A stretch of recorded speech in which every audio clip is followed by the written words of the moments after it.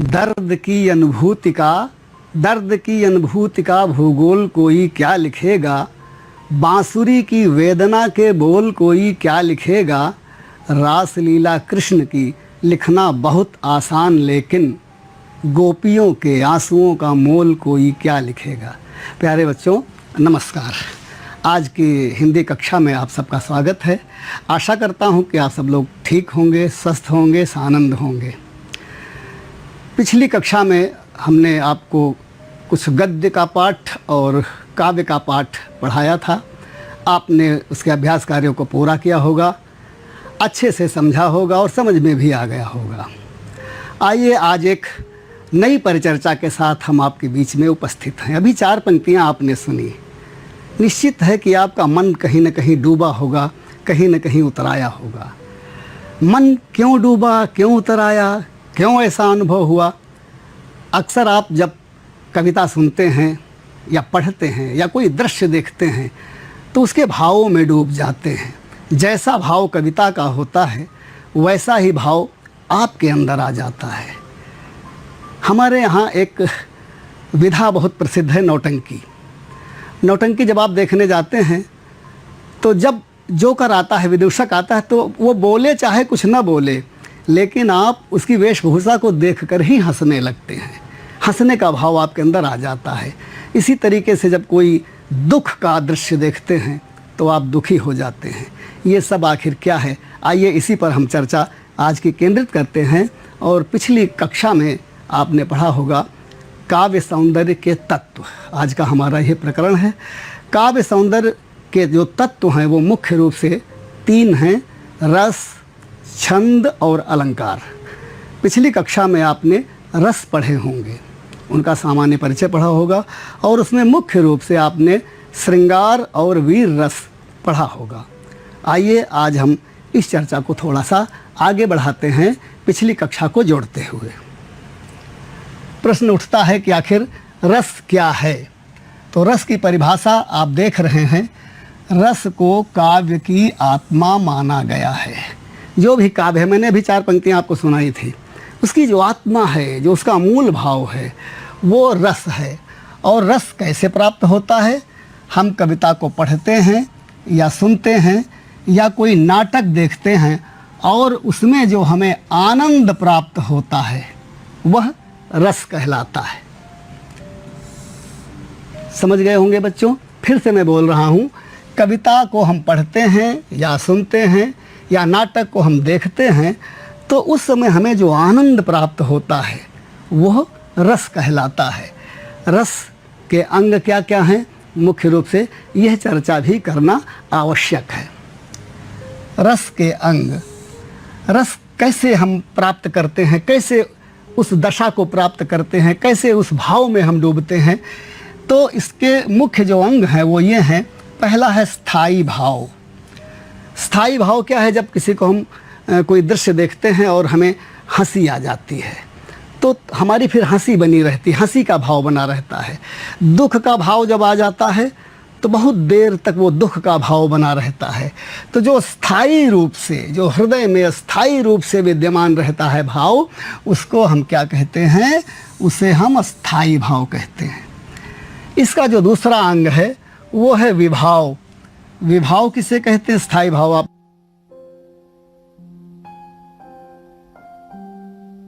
ने समझ लिया।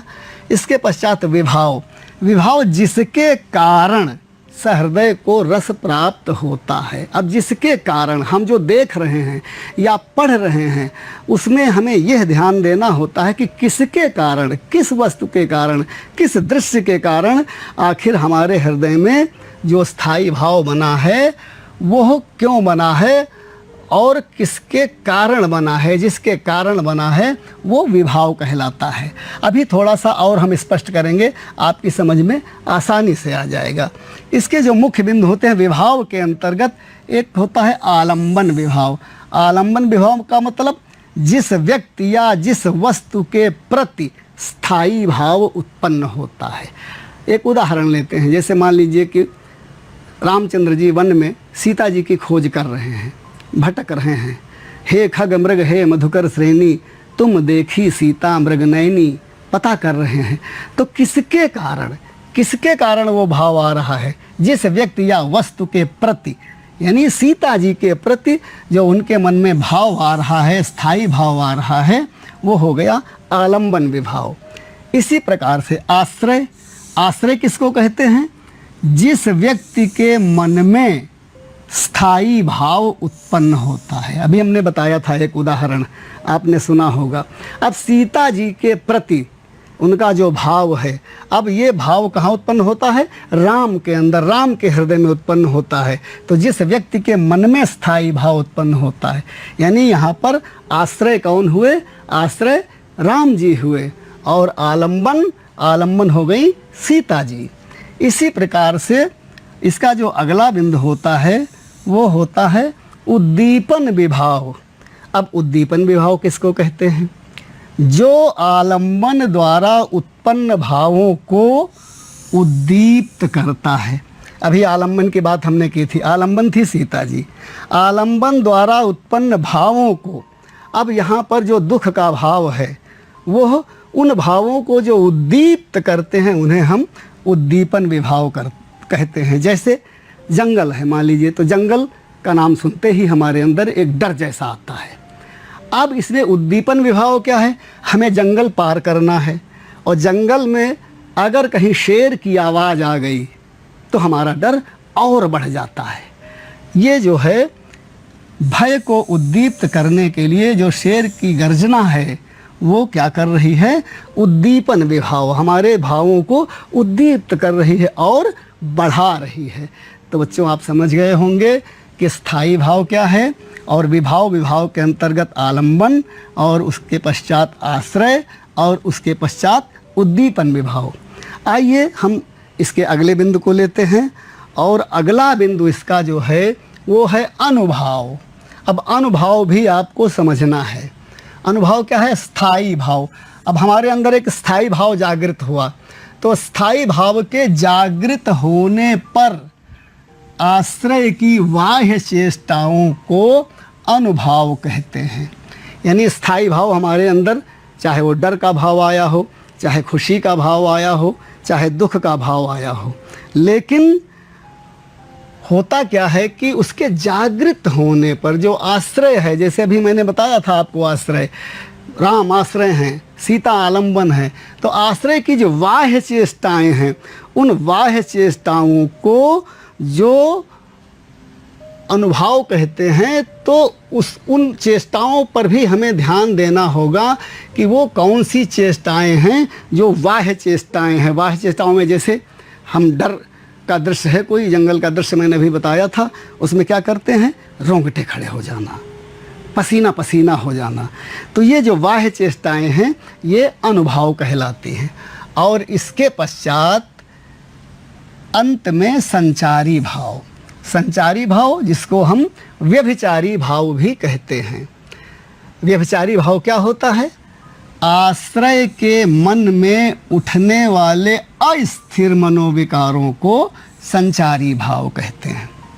यानी अस्थिर, जो स्थिर नहीं होते। स्थायी भाव तो हमारा स्थिर होता है, लेकिन संचारी भाव स्थिर नहीं होता है, वो बदलता रहता है। कैसे बदलता रहता है? जैसे पानी का बुलबुला बना, बुलबुला ख़त्म हो गया, फिर बुलबुला बना, फिर ख़त्म हो गया। तो इस तरीके से जो भाव हमारे अंदर, थोड़ी देर हम सोचने लगते हैं, फिर थोड़ी देर में हम प्रसन्न हो जाते हैं, या थोड़ी देर में दूसरा भाव हमारे अंदर कि ये होगा, फिर ये होगा, उसी के अनुसार हमारी चेष्टाएं बदलती रहती हैं। तो ये जो होता है, जो अस्थिर हमारे मनोविकार होते हैं, उनको हम संचारी भाव या व्यभिचारी भाव कहते हैं। ये भाव बनते बिगड़ते रहते हैं और ये पानी के बुलबुले की तरह होते हैं। जबकि जो हमारा स्थायी भाव होता है, ये स्थायी भाव अंत तक बना रहता है। आइए हम इस चर्चा को थोड़ा सा आगे बढ़ाते हैं, आपकी समझ में आ गया होगा। अब रस क्या है और उनका स्थायी भाव क्या है, इस पर भी एक दृष्टि यहाँ पर डालना समीचीन है, आवश्यक है। आपने पिछली कक्षा में पढ़ा भी होगा, रस 9 प्रकार के होते हैं, लेकिन 10वां रस भी मान लिया गया है, विद्वानों द्वारा उसे स्वीकृत किया गया है। कौन कौन सा है? पहला है श्रृंगार रस और इसका स्थायी भाव रति। दूसरा जो है वो है हास्य रस और उसका स्थायी भाव हास। तीसरा हमारा जो है वो है करुण रस और उसका स्थायी भाव शोक। चौथा हमारा जो है रौद्र रस और उसका स्थायी भाव क्रोध। पांचवा जो रस है हमारा वो है वीर रस और वीर रस का जो स्थायी भाव है वो है उत्साह। इसी प्रकार से जो हमारा छठवां रस है वो है हमारा भयानक रस और उसका स्थायी भाव है भय। सातवां जो रस है जिसको हम पढ़ते हैं वो है विभत्स रस और उसका स्थायी भाव जुगुप्सा। जुगुप्सा आप सोच रहे होंगे जुगुप्सा क्या है? जुगुप्सा यानी घृणा, जब घृणा पैदा हो जाए। इसी प्रकार से जो अगला है वो है अद्भुत रस और उसका जो स्थायी भाव है वो है विस्मय। और इसका जो अगला है वो है शांत रस और शांत रस का जो स्थायी भाव है वो है निर्वेद। निर्वेद यहाँ वैराग्य से संबंधित है। और ये जो 10वां रस माना गया है इसको हम कहते हैं वात्सल्य रस और इसका स्थायी भाव रति माना गया है। तो इस प्रकार से आपने देखा कि 1, 2, 3, 4, 5, 6, 7, 8, 9 और 10, ये 10 आपके रस हैं और इनके स्थायी भाव हैं।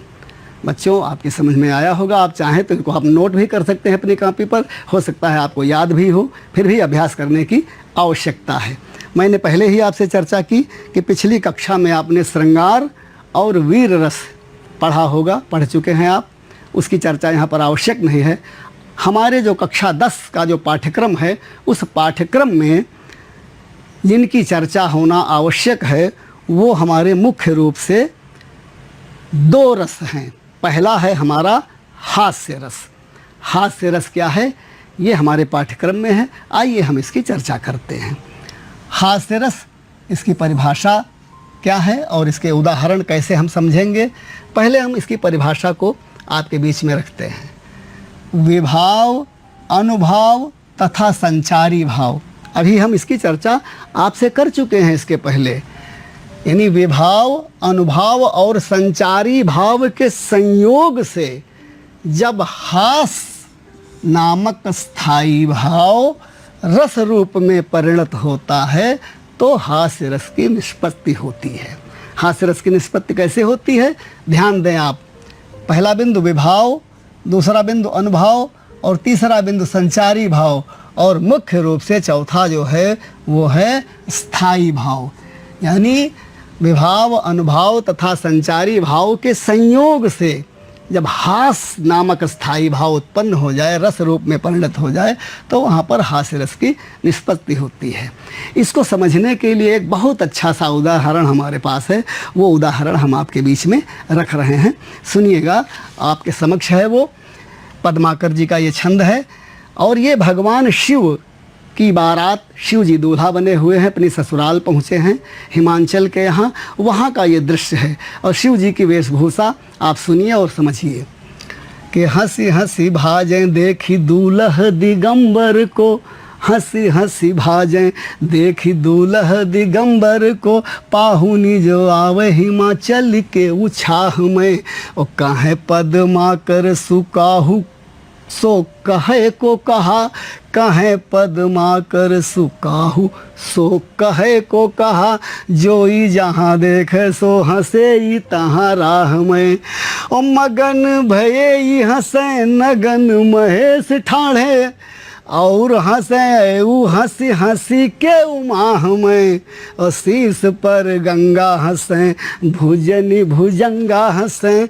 हास ही को दंगा भयो नंगा के विवाह में। यानी शिव जी दूल्हा बने हुए हैं। अब शिव जी का स्वरूप आप लोग जानते हैं, नंगा कहा गया उनके लिए, बाघंबर पहनते हैं।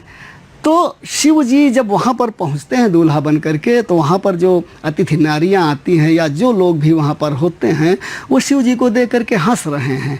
अब हंस रहे हैं इसका मतलब ये है कि हास यहाँ पर स्थायी भाव है। लेकिन कौन कौन हंस रहा है? ये वो हंसें, यानी शीश पर गंगा हंसें, गंगा जी, मैं आपको बताना चाहता हूँ कि गंगा जी रिश्ते में शिव जी की साली लगती हैं। और ये ऊ हंसे वो कौन से हैं? चंद्रमा। चंद्रमा जो हैं वो शिव जी के साढ़ू हैं रिश्ते में, वो भी हंस रहे हैं। और इसके साथ साथ मुख्य रूप से वहाँ पर जो अतिथि नारियाँ आई हुई हैं, पाहुनी, तो आपने अभी पढ़ा है कि देख देख भाजे हंसी हंसी भाजें देख दूल्हा दिगंबर को, पाहुनी जे आवे हिमाचल के उछाह में। जो भी अतिथि नारियां आ रही हैं वो दूल्हे की वेश को देख करके, वेशभूषा को देख करके हंस रही हैं। अब यहाँ पर हम थोड़ा सा पिछली बातों की ओर चलते हैं, जहाँ पर हम स्थायी भाव, विभाव, आलंबन, आश्रय, उद्दीपन, अनुभाव, संचारी भाव की चर्चा की। अब इसमें हम कैसे तय करेंगे कि ये बिंदु कहाँ पर आए हैं? आइए देखते हैं। यहाँ पर मुख्य रूप से रस जो है वो हास्य रस है, और जो इसका स्थायी भाव है मैंने अभी आपसे बताया वो क्या है? हास। अब कुछ बिंदु हम निर्धारित करते हैं। आलंबन। अब आलंबन में मैंने कहा था कि जिसके प्रति भाव उत्पन्न हो, तो ये जो हंसने का भाव उत्पन्न हो रहा है किसके प्रति हो रहा है? ये महादेव जी के प्रति हो रहा है, शिव जी के प्रति हो रहा है। आश्रय। आश्रय मैंने कहा था कि जिसके मन में भाव उत्पन्न हो, स्थायी भाव उत्पन्न हो, तो किसके मन में? गंगा जी हंस रहे हैं, गंगा जी के मन में वो भाव आ रहा है। भुजंगा जो सांप हैं उनके मन में ये भाव आ रहा है। और वहाँ की जो अतिथि नारियाँ हैं, तो गंगा, भुजंगा और अतिथि नारियाँ ये आश्रय हो गई। अब आइए हम उद्दीपन। उद्दीपन की चर्चा मैंने आपसे की थी कि उद्दीपन यानी आलंबन द्वारा भावों को जो उद्दीप्त करे उसे हम उद्दीपन कहते हैं। तो यहाँ पर उद्दीपन कौन है? महादेव जी की विलक्षण वेशभूषा, यानी उनकी वेशभूषा को देख करके लोग हंस रहे हैं, उद्दीप्त हो रहे हैं, यानी और हंसी आ रही, करे ऐसा दूल्हा, ऐसा दूल्हा, कोई अच्छा दूल्हा नहीं मिला, व्यंग करती हैं। और इसके पश्चात जो अनुभाव हैं, अनुभाव मैंने बताया था कि जो आश्रय की बाह्य चेष्टाएँ होती हैं उनको हम अनुभाव कहते हैं। तो इसमें बाह्य चेष्टाएँ क्या हैं?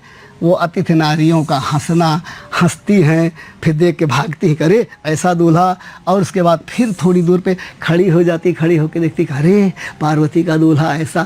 तो ये सब चीज़ें जो हैं वो अनुभाव हैं। और इसके पश्चात आता है संचारी भाव। संचारी भाव मैंने बताया था कि जो अस्थिर मनोविकार हैं। अस्थिर मनोविकार यहाँ पर क्या है? भय।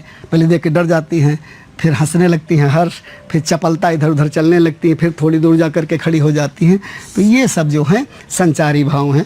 तो बच्चों, मैं उम्मीद करता हूँ कि ये हास्य रस का उदाहरण आपकी समझ में बहुत अच्छे से आया होगा। आइए एक उदाहरण और लेते हैं जिससे आपका ज्ञान और पुष्ट हो जाए और अधिक आपको जानकारी प्राप्त हो जाए। ये देखिए, हम दूसरा उदाहरण लेते हैं। तंबूरा ले मंच पर बैठे प्रेम प्रताप, तंबूरा ले मंच पर बैठे प्रेम प्रताप, और साज मिले 15 मिनट, घंटा भर आलाप, घंटा भर आलाप, राग में मारा गोता, धीरे धीरे खिसक चुके थे सारे श्रोता, कह काका सम्मेलन में छाया सन्नाटा, श्रोताओं में केवल हमको बैठा पाया। अब आप समझ रहे होंगे, तंबूरा ले, निश्चित है कि कोई गायक है, तंबूरा वाद्य यंत्र है। अब तंबूरा ले मंच पर बैठे प्रेम प्रताप, ये प्रेम प्रताप गायक है, गवैया है। अब वो क्या कर रहा है? साज मिले 15 मिनट, 15 मिनट तक तो केवल साज बजा रहे हैं, और घंटा भर आलाप, घंटा भर आलाप ले रहे हैं। अब जो देखने वाला है, वो सुनने वाला है, तो वो क्या सोचेगा? घंटा भर आलाप, और उसके पश्चात फिर राग में मारा गोता, तब राग छेड़ा, और उसके बाद यह सब देख करके जो देखने वाला है ऊबने लगता है बहुत जल्दी। तो धीरे धीरे खिसक चुके थे सारे श्रोता, सारे श्रोता धीरे धीरे खिसक गए। फिर क्या हुआ? कह काका सम्मेलन में, काका रचनाकार का नाम है, काका हाथरसी जी। तो कह काका सम्मेलन में सन्नाटा छाया, श्रोताओं में केवल हमको बैठा पाया, बाकी सब लोग चले गए। ये कुंडलिया छंद है जो आपके बीच में है। अब आइए इसमें हम निर्धारण करते हैं रस। निश्चित है हंसी आई होगी आपको। जब हंसी आई है तो रस कौन सा हुआ? हास्य रस हुआ। और जब हास्य रस है तो उसका स्थाई भाव चूँकि भी आप पढ़ चुके हैं, मैं आपसे चर्चा भी कर चुका हूँ। स्थाई भाव क्या हुआ? स्थाई भाव हो गया हास। अब आइए आलंबन। मैंने पहले भी कहा था कि आलंबन यानी जिसके प्रति भाव उत्पन्न हो जाता है उसको हम आलंबन। तो ये जो हंसी का भाव यहाँ पर उत्पन्न हो रहा है वो किसके प्रति हो रहा है? तंबूराले मंच पर बैठे प्रेम प्रताप, यानी जो वो गवैया है उस गवैया के प्रति ये उत्पन्न हो रहा है, तो इसलिए आलंबन वो गवैया हो गया। अब उद्दीपन में मैंने आपसे चर्चा की थी कि आलंबन द्वारा भावों को जब उद्दीप्त किया जाता है तो वहाँ पर जो है, तो यहाँ पर उद्दीपन जो है वो आलाप में समय जो लग रहा है वो है। इसके अलावा अब आते हैं अनुभाव की भी चर्चा मैं आपसे कर चुका हूँ, यानी आश्रय की बाह्य चेष्टाओं को हम यहाँ पर ध्यान में रखते हैं। तो यहाँ पर क्या है, जब वो गा रहे हैं तो मुंह फैला रहे हैं, मुंह का फैलना, दांत निकलना, ये अनुभाव हैं। और इसी प्रकार से संचारी भाव में हर्ष और श्रम ये आते हैं। आइए जो हमारे पाठ्यक्रम में दूसरा जो रस है उसकी हम चर्चा करते हैं, और वो है करुण रस। करुण रस की परिभाषा क्या होगी? शोक नामक स्थायी भाव, विभाव, अनुभाव और संचारी भाव के संयोग से करुण रस की निष्पत्ति होती है। यानी शोक नामक स्थायी भाव, विभाव, अनुभव और संचारी भाव के संयोग से जो रस बनता है वो करुण रस बनता है। एक उदाहरण यहाँ पर हम लेते हैं। मणि खोए भुजंग सी जननी, फन सा पटक रही थी शीस, अंधी आज बनाकर मुझको किया न्याय तुमने जगदीश। अब इन पंक्तियों को आपने सुना और देख भी रहे होंगे आप।